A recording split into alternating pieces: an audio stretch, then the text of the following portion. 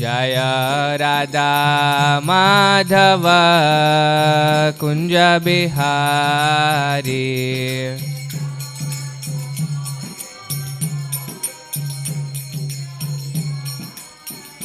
जय राधा माधव कुंज बिहारी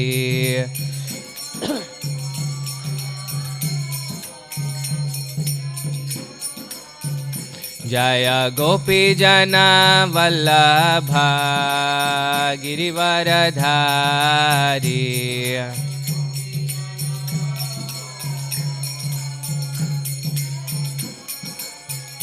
जय गोपी जन वल्लभ गिरिवरधारी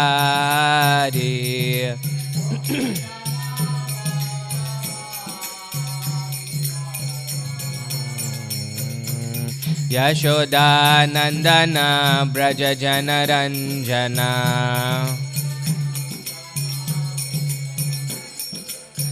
यशोदा नंदन ब्रज जनरंजना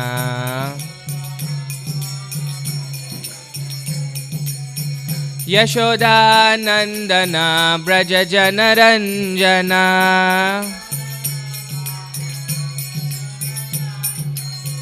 यमुना तीरा वनचारी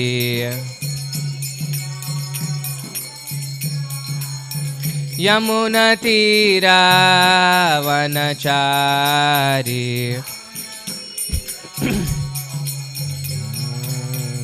हरे कृष्णा कृष्णा कृष्णा हरे हरे हरे राम राम राम हरे हरे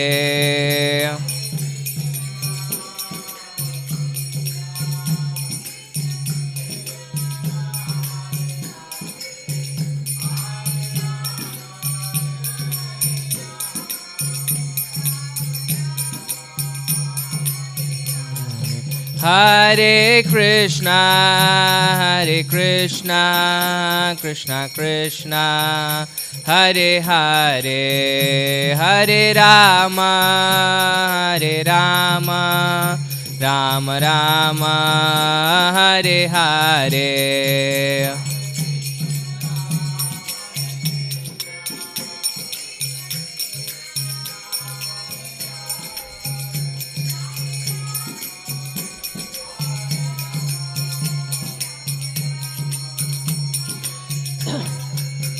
जय प्रभुपदा जय प्रभुपदा जय प्रभुपदा जय प्रभुपदा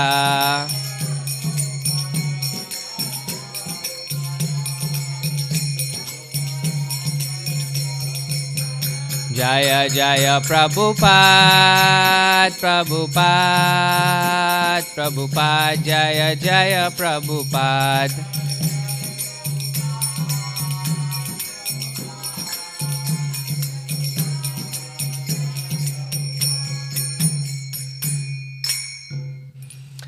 जय ओम विष्णुपाद परमहंस परिव्राजकाचार्य अष्टोत्तर शत श्री श्रीमद इस डिवाइन ग्रेस ऐसी भक्ति वेदांत स्वामी श्रील प्रभुपाद की जय चैतन्य चरितामृता की जय समवेत भक्त वृंद की जय निताय गौर प्रेमानंदे हरि हरि बोल All glories to the assembled devotees. All glories to the assembled devotees. All glories to the assembled devotees.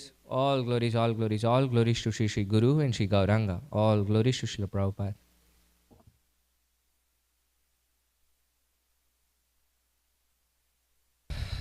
So we're continuing with our reading of Sri Caitanya Charitamrta. We are on Madhya Leela, chapter 9.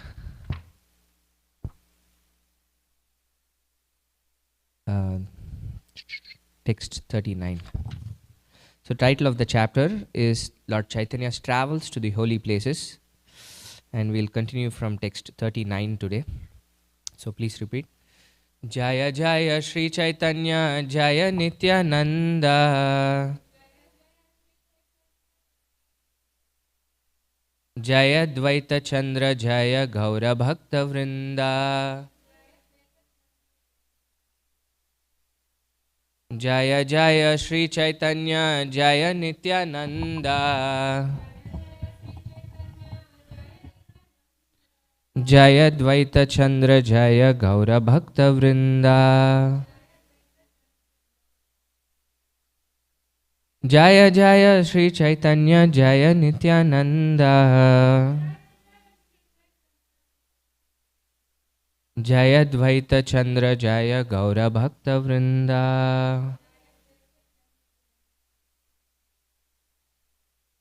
The Mangalacharan together. Om Ajnanathimirandaśya Jnananjanashalakaya Chakshurunmilitam Yena Tasmai Shri Gurave Namaha.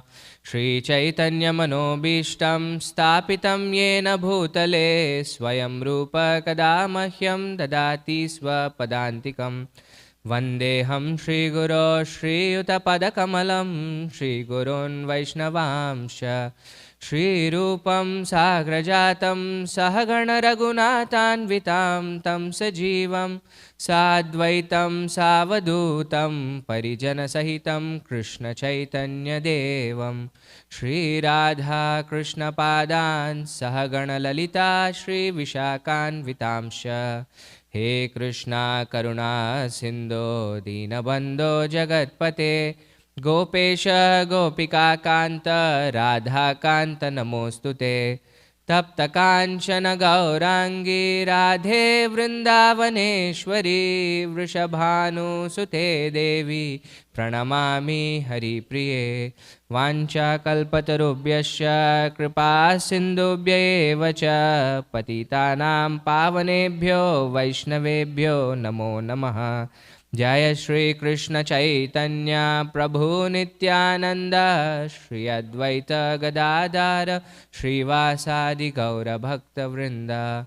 Hare Krishna Krishna Krishna Hare Hare. Hare Rama Rama Rama Hare Hare.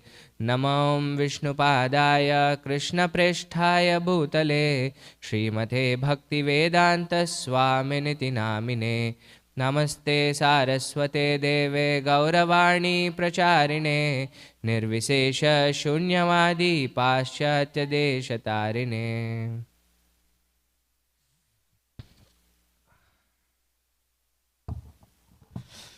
So this is Madhya Leela, chapter 9. Lord Chaitanya's travels to the holy places. We are on text 39. In the previous chapter, chapter 8, was a conversation between Ramananda Rai and Sri Chaitanya Mahaprabhu.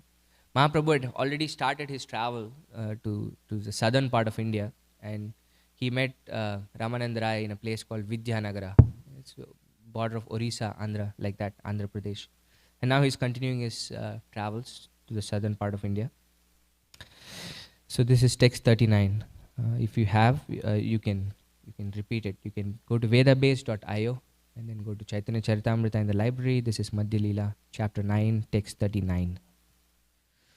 Taha hoite chali age gela ek grame.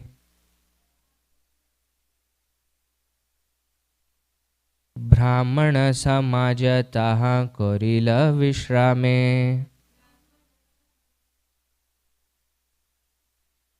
ताहा होइते चली आगे गेला एक ग्रामे.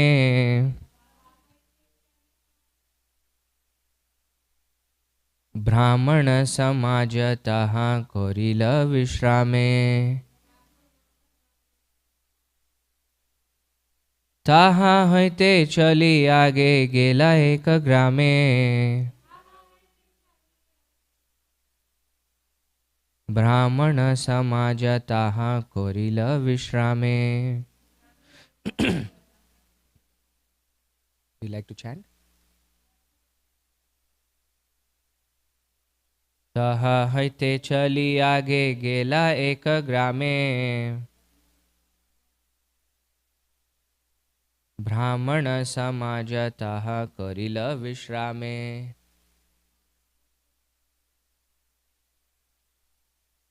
ताहा हते चली आगे गेला एक ग्रामे ब्राह्मण समाज ताहा करिला विश्रामे. Translation and purport by His Divine Grace A.C. Bhaktivedanta Swami Srila Prabhupada. Srila Prabhupada ki jai. This is the word for word. Taha haite, from there. Chali, going. Aage, forwards. Gela, went. Eka, one. Grame, to a village. Brahmana Samaja, assembly of Brahmanas. Taha, there. Korila Vishrame, he rested. Translation. Sri Chaitanya Mahaprabhu then left Vriddakashi and proceeded further ahead. In one village, he saw that most of the residents were Brahmanas, and he took his rest there. So, in the previous section, we read about how Mahaprabhu met a Brahmana in Vriddakashi, and what was their topic of discussion? Does anybody remember? This Brahmana. Did you give the class?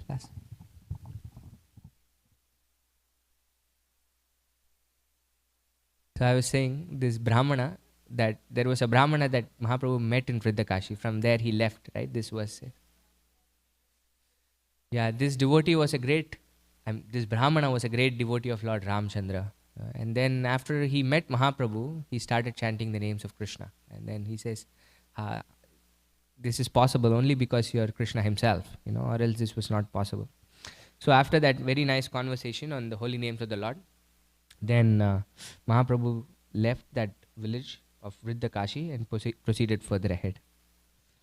Prabhura prabhave loka aila darshane lakshar bhuda loka aishe nayaya gagane.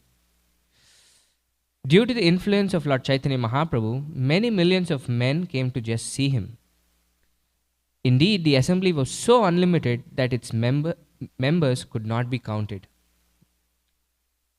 Goshaira saundarya deki tate prema veshe sabe Krishna kahe Vaishnava hoila sarva desha.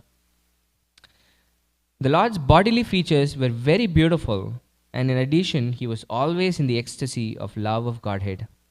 Simply by seeing him, everyone began chanting the holy name of Krishna, and thus everyone became a Vaishnava devotee. It's incredible. It says, Lava Matra Sadhu Sangha Sarva Siddhi Hoy, right? And this Sadhu Sangha, it is described that it can be in 3 different ways.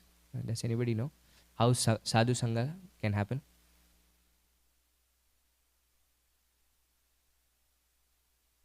So one is just like what is described here in this verse.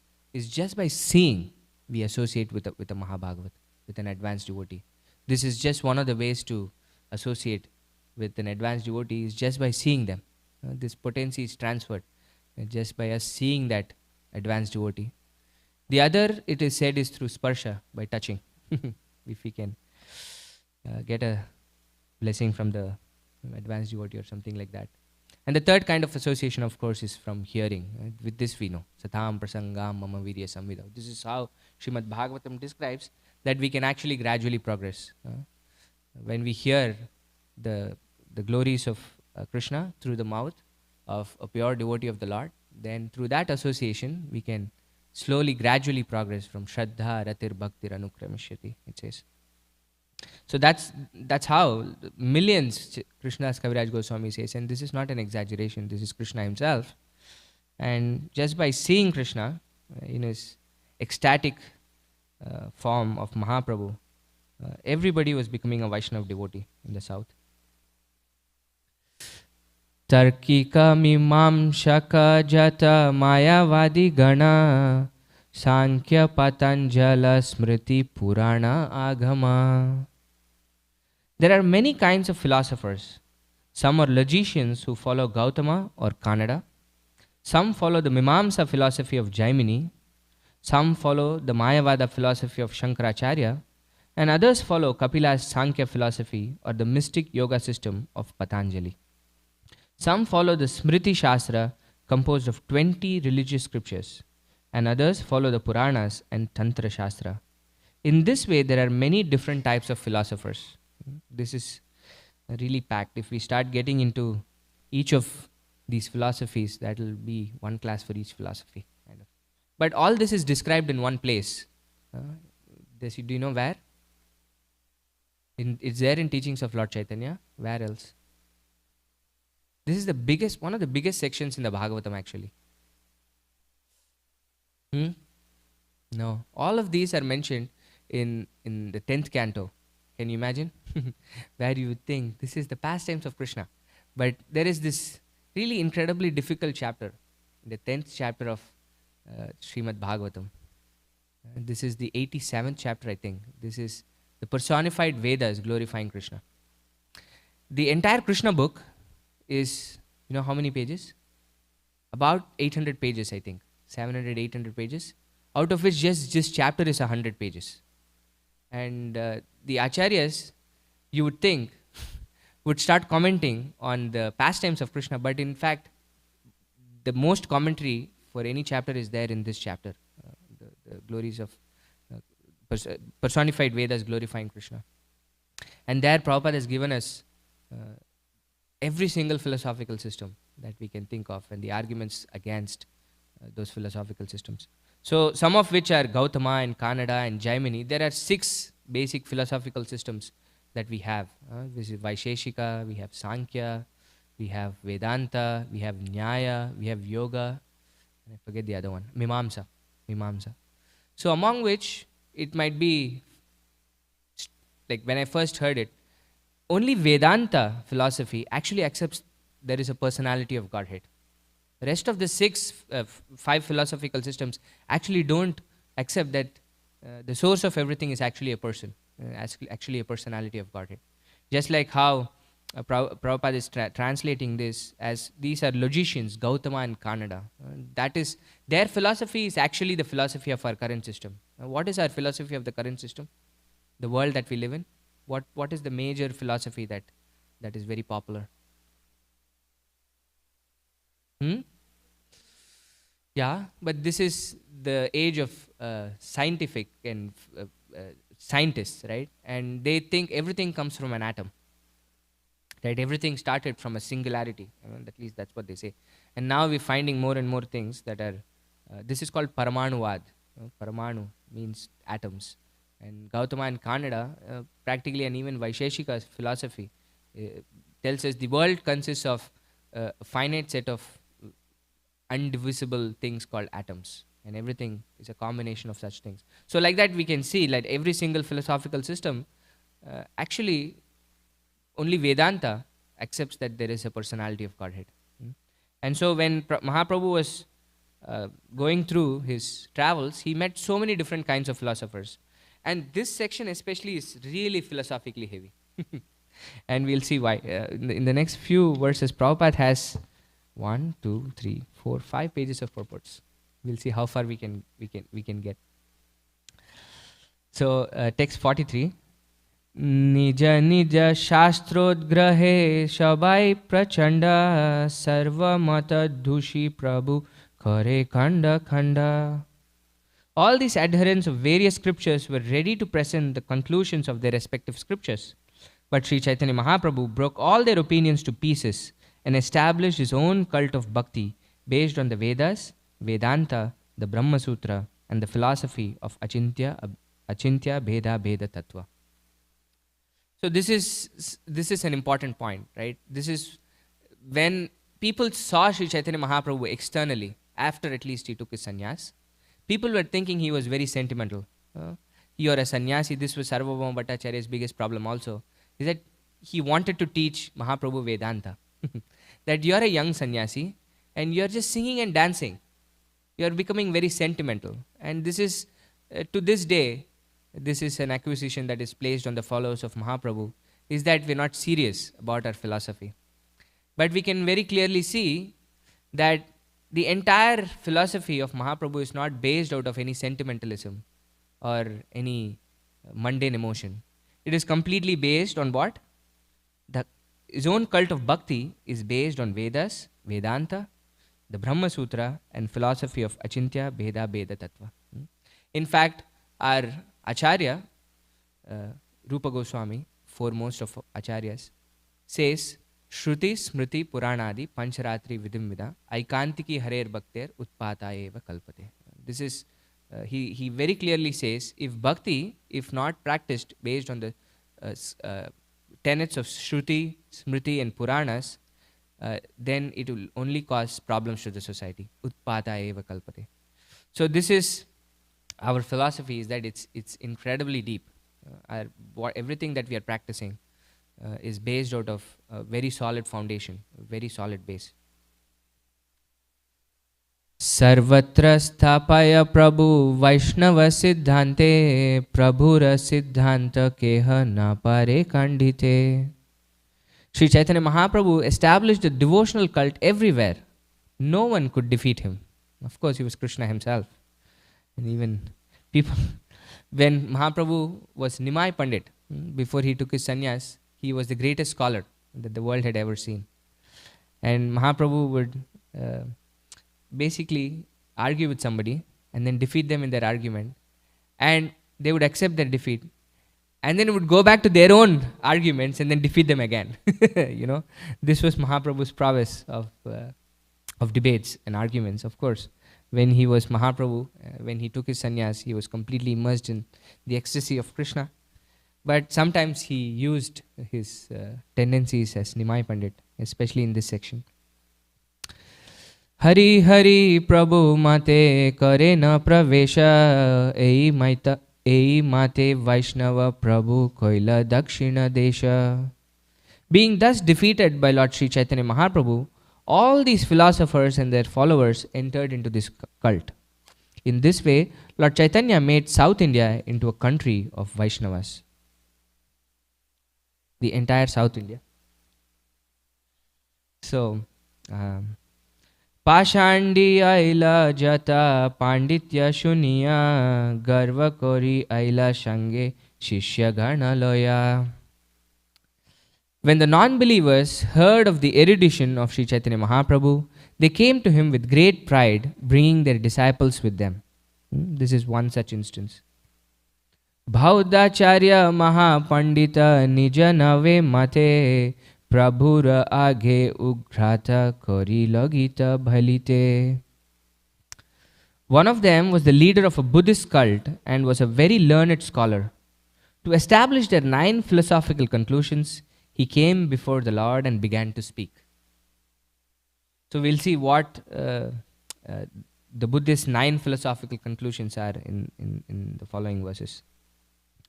Jadhyapi ashambhashya bhauddha ayukta dekhite tathapi bhalila prabhu garva kandhaite.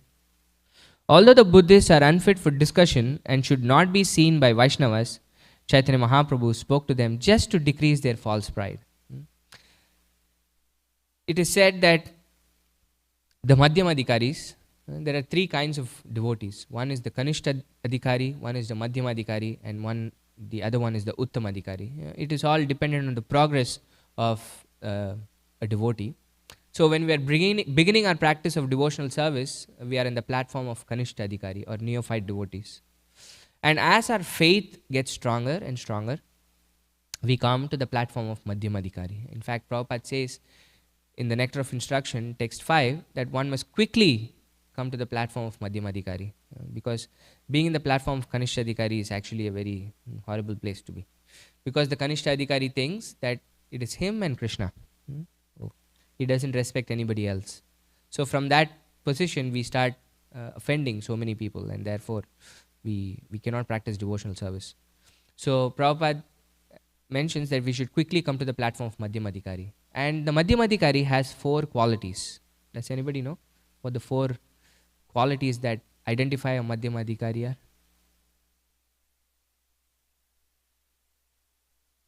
Yes. But what is the principal character of a Madhyama Adhikari? These are secondary, right? No. The first quality of a Madhyama Adhikari is that he loves God. Sorry. Yeah. They've just read it a couple of weeks back in our Bhakti Shastri class.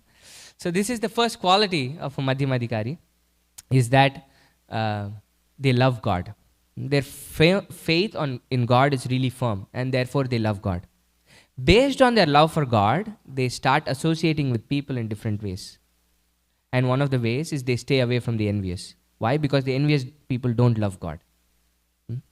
And then they associate, make friendships with devotees. Why? Because devotees love God. And then they preach to the innocent, or they're compassionate to the innocent, because they're neutral, right? They have an open mind. You can talk to them about God. But their principal quality is that they love God. This is the platform of a Madhyamadikari. Based on scripture. So it is said that the Madhyamadikari has unflinching faith in the scripture, although they might not be well versed in the entire scripture, that they might be able to defeat arguments from others. But their faith in scriptures is not shaken. Whereas for a Kanishta Bhakta, their faith in scriptures is not so strong that if they are presented with arguments that they cannot really refute, then their faith is swayed. They might go away from the path. But for a Madhyamadikari, although they might not be able to defend all the arguments that they are presented with, their faith in scriptures is unflinching. This is the quality. Their Shraddha is unflinching. Of course, for an Uttamadikari, his faith is unflinching, and of course he can defeat the arguments of others who are presenting philosophies against his, just like Chaitanya Mahaprabhu is doing here. And of course, many other qualities also of an Uttamadikari, in the sense that for an Uttamadikari, he doesn't see discrimination. For a Madhyamadikari, you have to see discrimination, because you will be affected by it. You're still not advanced enough that you won't be affected by an envious person or things like that. But for an Uttamadikari, he sees everybody equally. Pandita Samadarshinaha, Krishna says in the Gita. Right? And he doesn't discriminate. He freely gives Krishna to everybody. And he inspires people. Just by seeing an Uttamadikari, you want to be a devotee, which is being demonstrated by Mahaprabhu here. So this is something for a Madhyamadikari at least, definitely for a Kanishta Adhikari, is that especially for non-believers, we stay away from them. We don't associate with them or get into arguments with them. But Mahaprabhu did this for one reason, because he was the Supreme Person, and he did this to decrease their false pride, Kaviraj Goswami says. And this is the purport.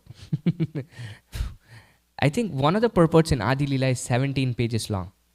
Probably this is something that can give it a challenge. Not so big, but at least 5 pages. Really deeply philosophical. So this is text 49.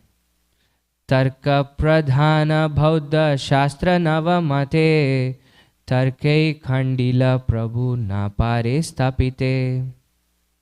The scriptures of the Buddhist cult are chiefly based on argument and logic, and they contain 9 chief principles. Because Sri Chaitanya Mahaprabhu defeated them in their argument, they could not establish their cult.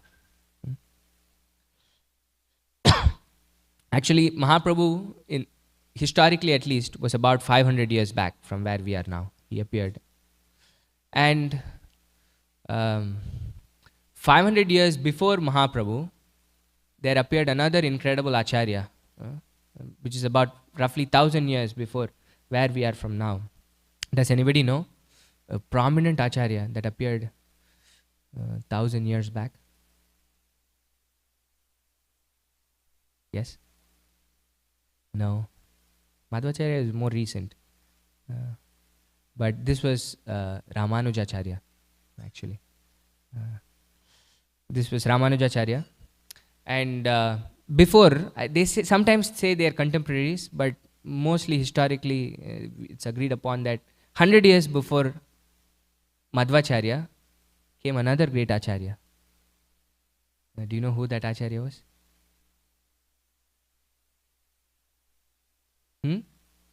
So it is his philosophy that everybody refutes. That's how incredible he was. Yeah, this was Shankaracharya.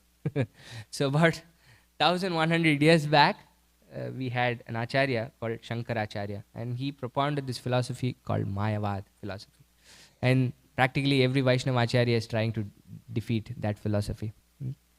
And before Chaitanya Mahaprabhu, before Shankaracharya was we couldn't call him an acharya, but there was this system of philosophy propounded by an incredible personality that was most prominent. And who was that personality? Buddha, right? This was the philosophy that actually Shankaracharya came to defeat. And the problem was, during that time, the Vedic Brahmanas had become so corrupt that in the Karma Kanda section of the Vedas, animal sacrifice was allowed. Not in this present age, not in the age of Kali Yuga, but in the previous ages, animal sacrifice was allowed. But what would happen as a result of that animal sacrifice was that the animal would get a new body, or probably even advance in the species of birth and death, right? In the 8.4 million species, an animal could get a human body, or an old animal would get a new body, like that. But in Kali Yuga, what was happening was people were taking that and then using that to basically kill animals and eat meat. That's what the Brahmanas were doing.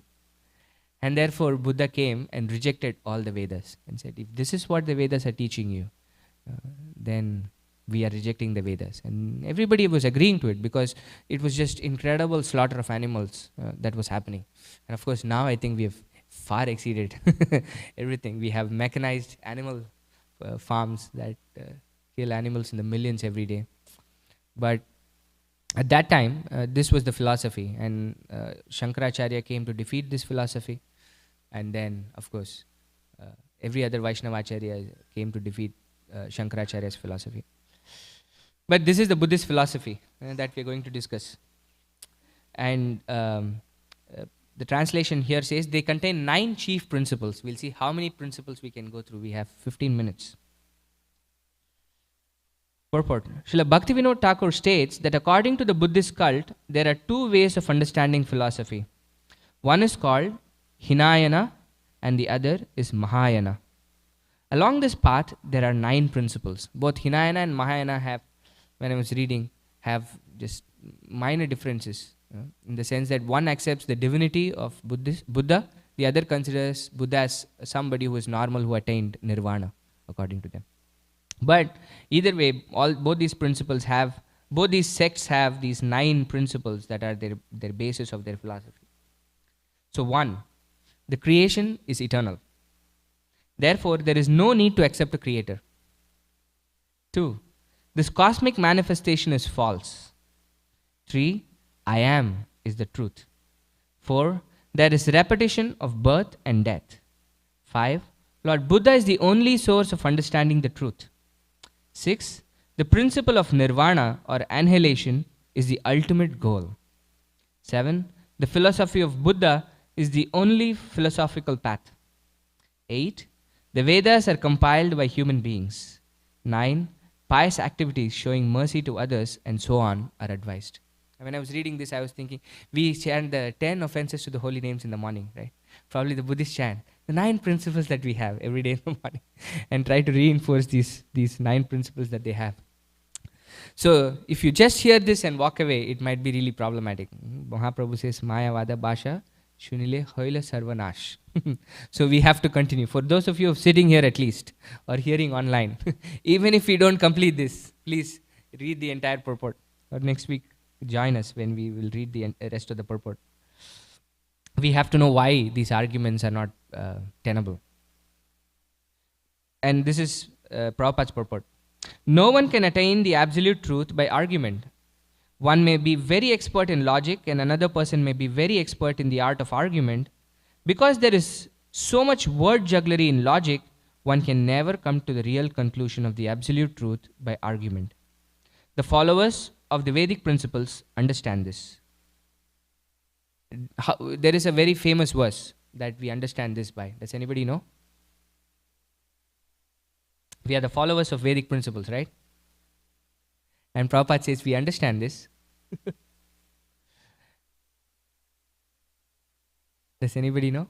And this is actually a very famous verse that Prabhupada kept repeating again and again and again. And even in the section that we read before with conversation between Ramanand Rai,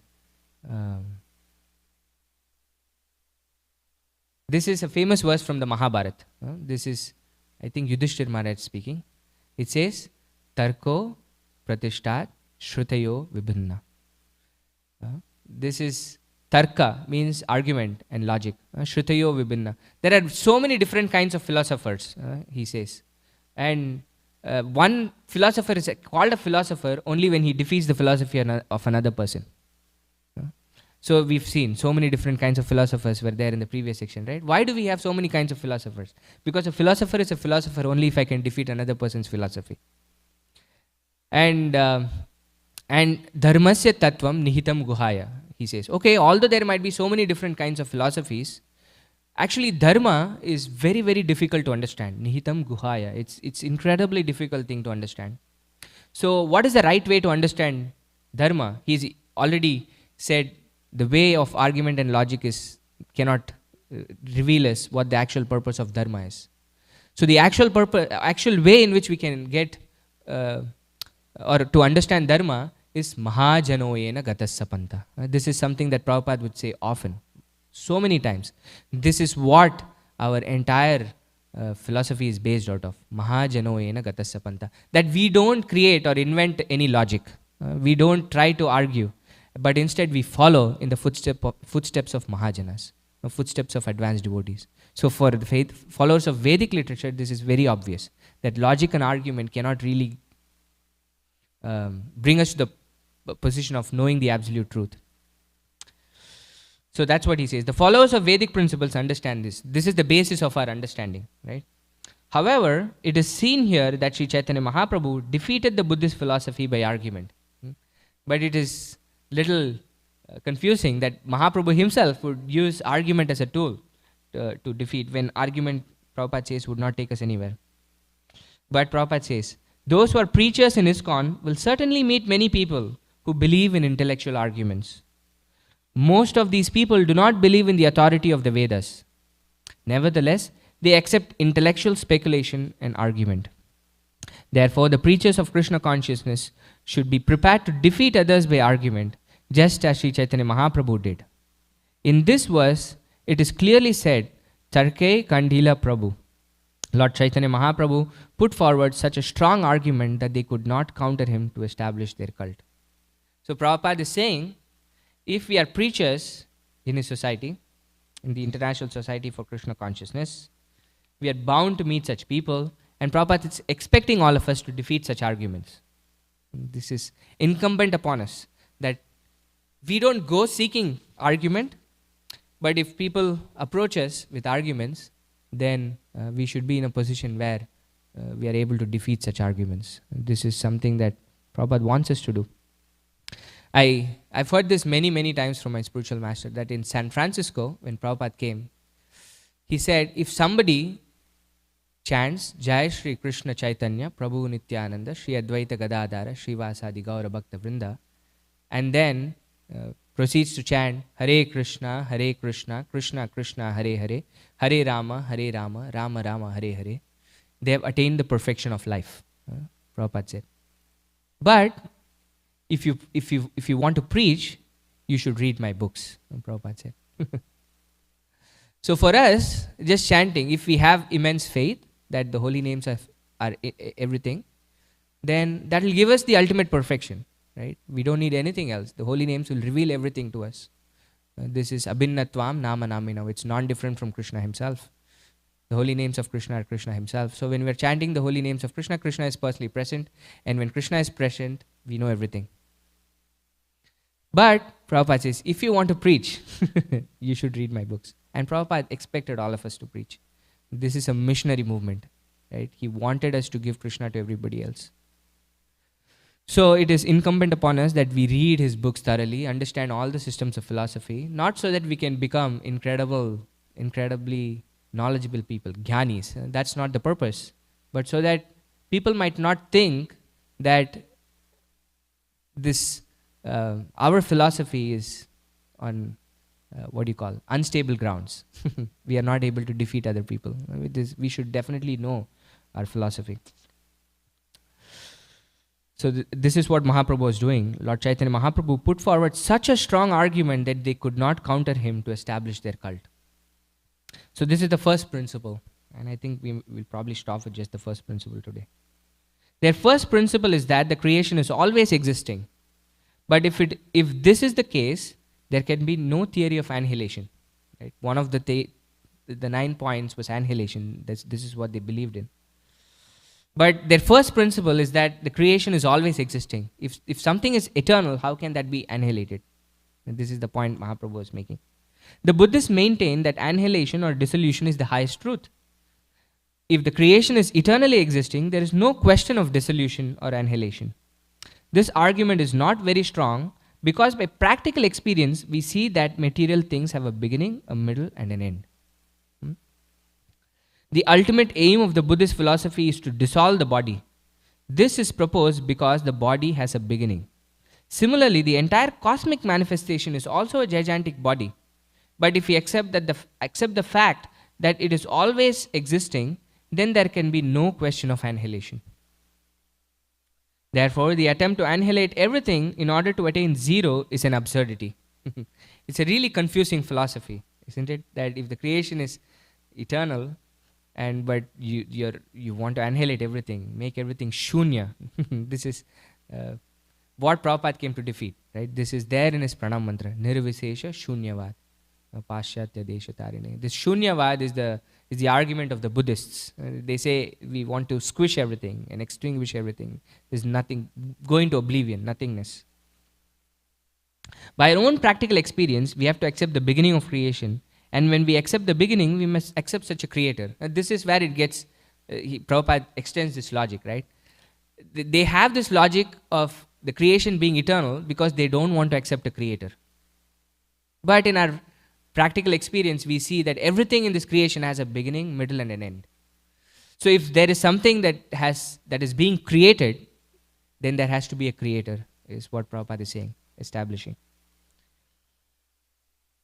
By our own practical experience, we have to accept the beginning of creation. And when we accept the beginning, we must accept a creator. Such a creator must possess an all-pervasive body, as pointed out by Bhagavad Gita. Sarvata panipadam tat sarvato kshishiro mukham sarvata shrudimal loke sarvam avritya tishtati. Everywhere are his hands and legs, his eyes and faces, and he hears everything. In this way, the supersoul exists. This is our philosophy, is that this entire creation, actually this is the philosophy of Vishishtadvaita, this philosophy propounded by Ramanujacharya. Our Achintya Beda philosophy is closest to that philosophy. Among all the Vaishnava philosophies, we have Dvaita, which is the philosophy propounded by Madhvacharya. We have Vishishtadvaita, the philosophy propounded by Ramanujacharya. We have Achintya Beda Tattva, the philosophy propounded by Sri Chaitanya Mahaprabhu. The Achintya Beda philosophy is closest to Ramanujacharya's philosophy. And that's why most of our acharyas, especially Srila Jiva Goswami, take so many arguments from the commentaries of Sri Ramanujacharya to establish many of the philosophical points. So the philosophy is that there is a creator, and the creator's body is the material universe. So therefore, this body has a beginning and an end. Okay, that's the argument. The Supreme Person must be present everywhere. His body existed before the creation. Otherwise, he could not be the creator. If the Supreme Person is a created being, there can be no question of creator. The conclusion is that the cosmic manifestation is certainly created at a certain time, and the created existed before creation. Therefore, the created is not a created being. So he is basically swapping the argument for the world to the creator. So this is where the eternality can exist. The eternality can exist only in the creator and not something that he's created, especially the material universe, which is temporary, which we have by practical experience that it has a beginning and an end. Right? So therefore, something that has a beginning and an end should have a creator. And the quality of this creator is that he should have existed before the creation. And therefore, the creator is the eternal principle here and not just the created.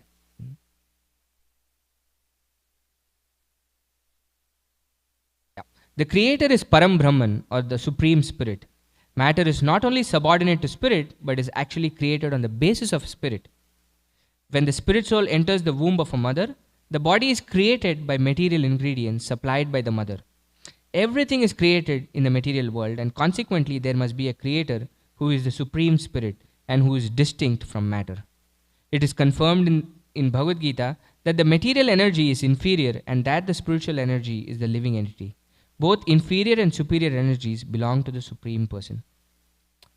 So, this is the final point that Prabhupada is making, is that this creation is based on the spirit, right? Even us as living entities might not be the supreme spirit or the super soul, but are minute parts and parcels. We are spirit souls. But even we create, when we are in the womb of the mother, we create this body. Actually, we borrow all the elements within this universe to create the body that we have. Of course, the power that we can borrow is based upon our previous activities, the kind of body that we can create. But even our own bodies are created because we are superior to matter. It is based on us that we create our body. And what to speak of Krishna himself? Prabhupada is quoting this verse from the 4th chapter, right? Bhumi rapo nalo vayu khammano buddhirevaja ahankaramiti emme bhinna prakritirashrada. That Krishna says these 8 elements of material nature, earth, water, air, fire, ether, mind, intelligence and ego, are my separated energy. It's his energy. And even the very next verse he says, Apareyam itastvanyam prakritim vidhi me param jiva bhuta mahabaho yedam dharyate jagat. That beyond these 8 elements, this material energy, there is a superior energy of mind, which is us, all of us as spirit souls, who are trying to manipulate this material energy. But either the material energy or us as spirit souls, we are what energy of the Lord? We are marginal energy of the Lord. We are the Tatashta Shakti. There are broadly, the Krishna's energies can be classified into 3. The internal energy, the external energy and the marginal energy. And the material nature is the external energy of Krishna. We are the marginal energy of Krishna. And the spiritual world is the internal energy of Krishna. So all these energies are subservient to Krishna. This is our philosophy. Is that God is a person and he has multifarious energies. This is Shakti Parinamvad. And these energies transform according to time. So this is the beginnings of the Achintya Veda Veda Tattva. But this is the first tenet of the Buddhist philosophy, is that they think the creation is eternal. And obviously by all the arguments that Srila Prabhupada is presenting, that it's not a very, he calls it absurdity. It's really absurd with all our experiences that we can think creation is eternal. So with the rest of the tenets, whoever is the next speaker, they'll continue and explain in detail. We'll stop here for now, and if there are any questions or comments. Yes.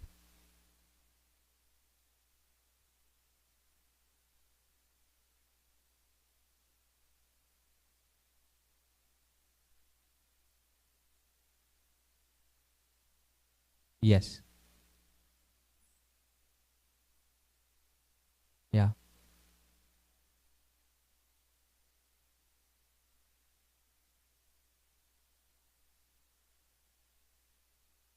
Yeah. Correct. Correct. Exactly.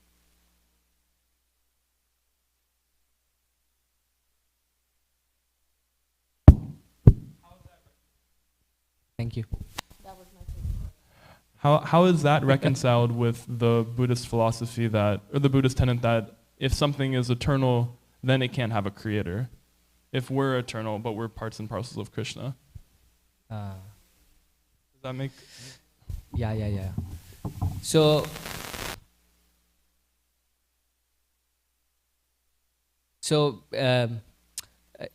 let me paraphrase and see if I've got it right. So the question is, the Buddhist argument is that the creation is eternal. And we are saying if something is eternal, it cannot have a creator. Is that what, did I get it right? Yeah. So that's why their philosophy is problematic, right? So how can we be created? Is that your question? How does that idea apply to us being eternal souls also? Like, we're Krishna's energy and we're eternal. Yes. But obviously Krishna is superior to us and he expanded us. Yeah. But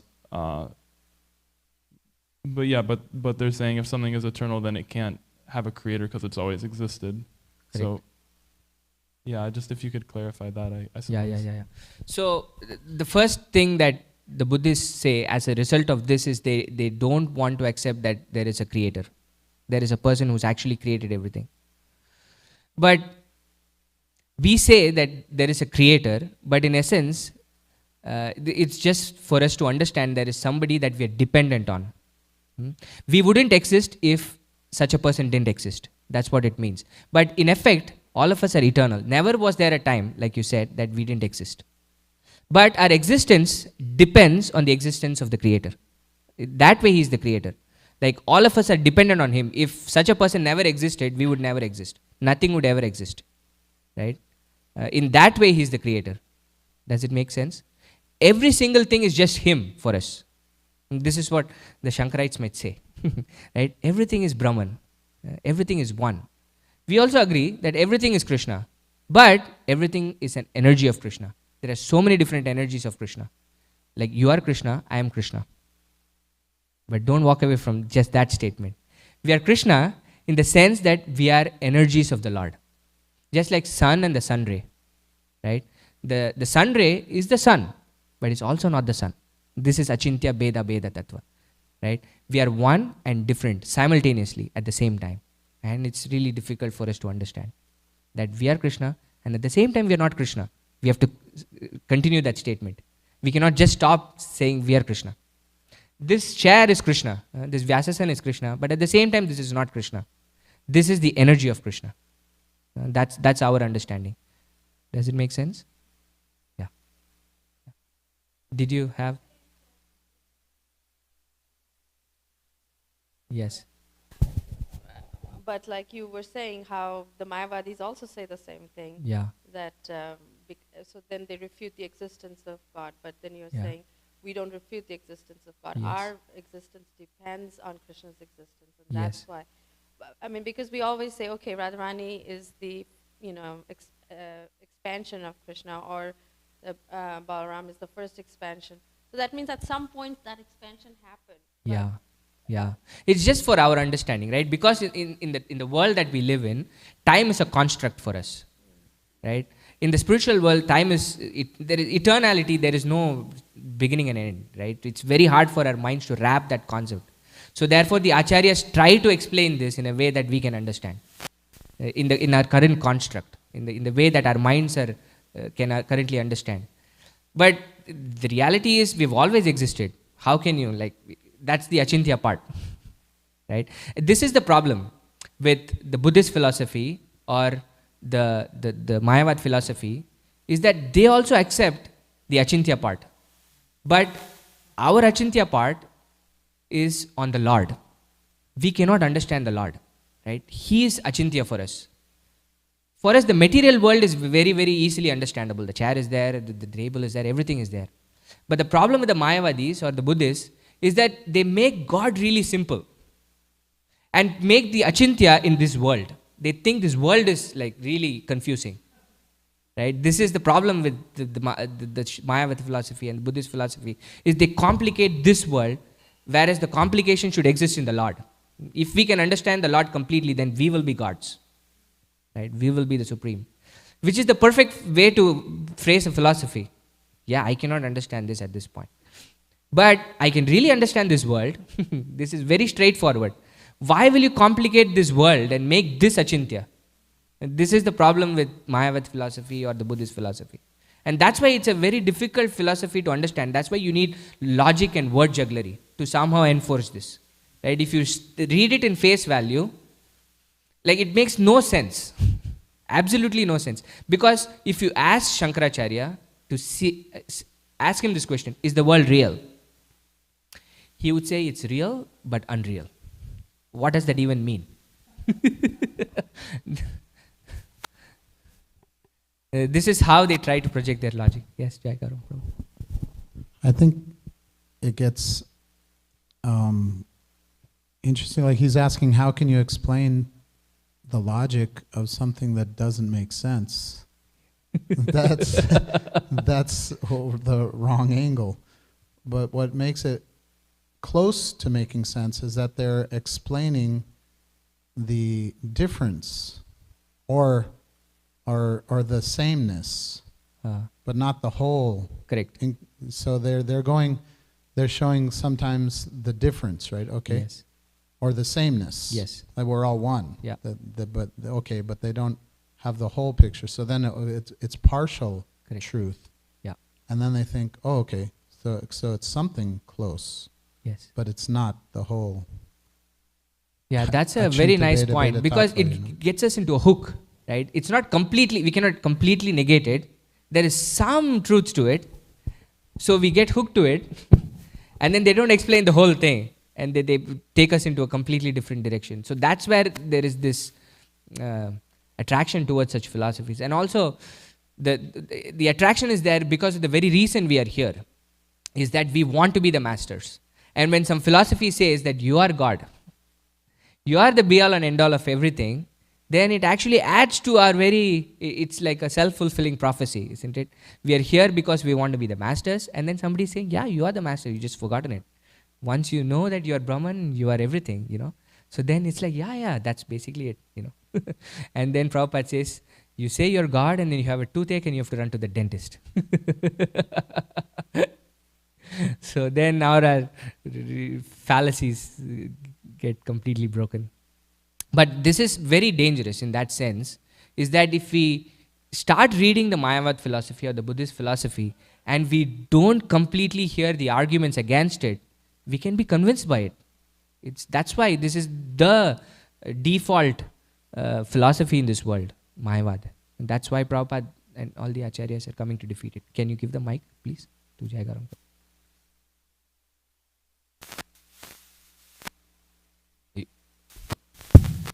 Well, if you have the intellectual capacity to see the whole picture, then you can see that it's actually Krishna's arrangement, because Buddha is a Shaktavesh avatar. Yeah. He's an empowered, he came for a certain reason. So it's Krishna's. Yes. Shankaracharya. Yes. Who they're the two main acharyas of what Nirvishesha Shunyavadi is. Yes. And they're both Shaktavesh avatars. Yes. Or not, Shiva's, Shankaracharya's Lord Shiva. Shiva right? himself, yeah. So you don't say he's a Shaktavesh avatar, you say he's Shiva. He's an incarnation of Shiva. Yes. Yeah. He's an incarnation of Shiva. So it's all, when you see the whole picture, that's like, it's explained that Prabhupada says that somebody has realized knowledge can explain very complicated things very simply. Yeah. But when it's not, then he says, oh, it's very mysterious. And that sounds interesting to people. It's mystical because they missed it. Yes. That's what they say sometimes. That's very true. Actually, Prabhupada goes into this very same thing when he is explaining this incarnation of Buddha in the Bhagavatam 1.3, in the third chapter. We're going through so many different incarnations, and Prabhupada says that Buddha came to help the atheists. Atheists were basically rejecting everything, but then they saw Buddha as everything, which was counterintuitive to everything that they were saying. So in that way, they were at least being... So every time, Krishna is trying to push us from where we are to something higher. Sometimes we might take the elevator and take the process of bhakti and reach the highest goal, but then at least he's trying to push us from wherever we are to the next stage. That's what the acharyas are trying to do. And that's what Shankaracharya tried to do. The Buddhists completely rejected the Vedas, at least accept the Vedas. From that point, we can at least argue other things. But if you don't accept the Vedas, then you're considered an atheist. Right? So everything has a purpose. That's the complete picture. Okay, if there are no more questions or comments, we'll stop here. Shri Chaitanya Caritamrta ki jai, Srila Prabhupada ki jai, Vancha kalpatarubhyasya, Kripa sindhubheva cha, Patitanam pavanebhyo, Vaishnavebhyo, Namo Namah.